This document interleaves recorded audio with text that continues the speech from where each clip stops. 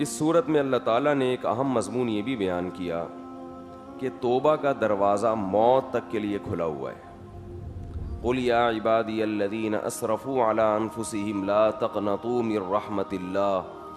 اے وہ لوگوں جو اپنے نفس پر زیادتی کر چکے ہو, گناہ نہیں, گناہ سے بھی بڑھ کر چیز, بہت زیادہ گناہ کر کر کے اپنے نفس کو ہلاک کر دیا ہے, تو اللہ فرماتے ہیں لا تقنطوا من رحمت اللہ, اللہ کی رحمت سے نا امید مت.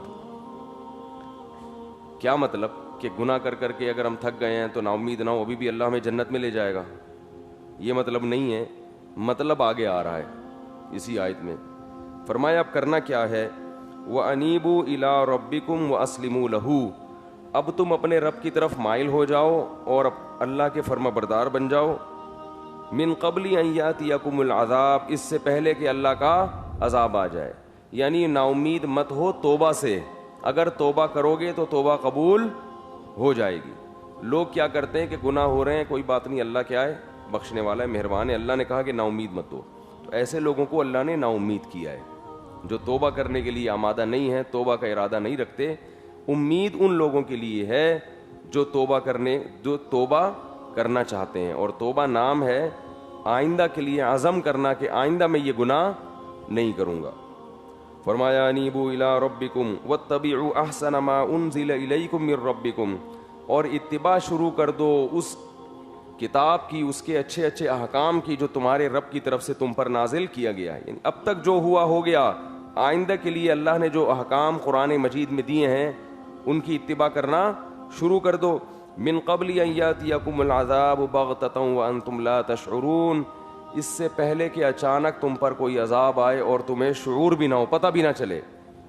بسا اوقات انسان کے ساتھ حادثہ ہوتا ہے جو موت کا سبب بن جاتا ہے, اور انسان پہلے سے موت کے لیے تیار نہیں ہوتا. تو بتایا جا رہا ہے کہ توبہ میں جلدی کرو, اس امید پہ مت رہو کہ میں ابھی جوان ہوں, بڑھاپے تک مؤخر کر دیتا ہوں, ابھی بوڑھا ہوں, ابھی اور بھی بوڑھا ہو جاؤں گا. تو اللہ فرما رہے ہیں کہ عذاب آتے ٹائم نہیں لگتا اور پتہ بھی نہیں چلے گا. اور فرمائیں کہ جب عذاب آئے گا یا موت کا وقت آئے گا تو پھر کیا کنڈیشن ہوگی تمہاری, اس کو بیان کیا ہے. ان تقول النفس یا حسرتا علی ما فرطت فی جنب اللہ, اس وقت کہو گے کہ ہائے کاش میں اللہ کے بارے میں اتنی کوتاہی نہ کرتا, اللہ کے حکام کے بارے میں بڑی کوتاہی ہے کہ میں نے. جب موت کا وقت ہوگا تو یہ حالت ہوتی ہے. وَإِن كُنتُ لَمِنَ السَّاخِرِينَ, اور میں اللہ کے حکام کو سنجیدگی سے لیتا ہی نہیں رہا.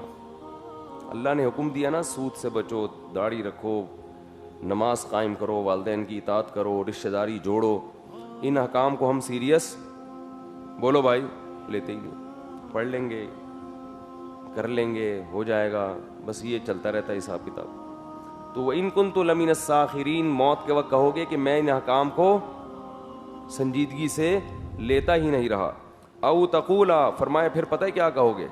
پہلا جملہ تو یہ ہوگا کہ کاش میں نیک بن جاتا, اور کاش میں سیدھے راستے پہ چلتا, اور میں اللہ کے حکام کو سنجیدگی سے لیتا. سنتے تھے علماء سے, سنتے تھے ایسا بھی ہوتا ہے, اچھا ہوتا ہے, کوئی نماز پڑھ لے تو ثواب ملتا ہے, نہیں پڑھے تو گناہ کا خطرہ ہوتا ہے, سنتے تھے, مگر اس کو سیریس بولو بھائی نہیں لیا. فرمایا دوسرا جملہ کیا نکلے گا, لو ان اللہ ہدانی لکنت من المتقین, اگر اللہ مجھے سیدھے راستے پہ چلا دیتا تو پرہیزگار بن جاتا. اللہ نے تو چلایا ہی نہیں. یہ قصور کس کا ہے معاذ اللہ, کس کا قصور ہے؟ جب پریشان ہوتا ہے نا آدمی تو اپنا جرم تسلیم کرنا آسان نہیں ہوتا, دوسرے پہ ڈالو. تو اللہ نے میری قسمت میں ہدایت لکھی نہیں تھی, اس لیے میں یہ مصیبت میں ہوں. فرمایا تقول حین تر العذاب, لیکن جب عذاب اپنی آنکھوں سے دیکھے گا تو پھر کیا کہے گا, لو ان لی کرۃ فاکون من المحسنین, اے اللہ ایک دفعہ دوبارہ دنیا میں جانے کا موقع دے دے, میں نیک بن کے دکھاؤں گا. محسنین, متقین سے اوپر کا درجہ ہے محسن. تقویٰ کا معنی گناہوں سے بچنا, بس فرائض واجبات پورے کرنا, اور محسن کہتے ہیں ہر عمل کو درجہ احسان تک پہنچانا. اے اللہ ایک دفعہ مہلت دے دے, صرف متقین ہی بن کے دکھاؤں گا, بلکہ ہر چیز میں درجہ احسان تک پہنچوں گا. تہجد ہوگی تو ہوتی چلی جائے گی, تلاوت ہوگی تو ہوتی چلی جائے گی, صدقات و خیرات تو کرتا ہی چلا جاؤں گا. اللہ تعالیٰ فرماتے ہیں بلا قد جات کا آیاتی فکذبت بہا واستکبرتا, فرمایا تیرے پاس میری نشانیاں آتی رہیں تو ان کا انکار کرتا رہا، تکبر کرتا رہا. وَكُنْتَ مِنَ الْكَافِرِينَ وَيَوْمَ الْقِيَامَةِ تَرَى الَّذِينَ كَذَبُوا عَلَى اللَّهِ وُجُوهُهُمْ مُسْوَدَّةٌ. فرمایا ان کے چہرے قیامت کے دن سیاہ ہوں گے، سیاہ، دوبارہ مہلت نہیں ملتی.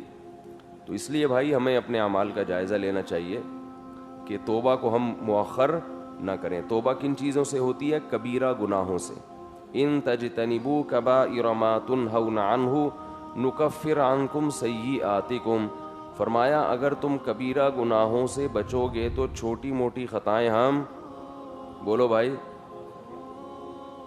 معاف کر دیں گے. تو کبیرہ گناہوں سے بچنا کیا ہے؟ ضروری ہے.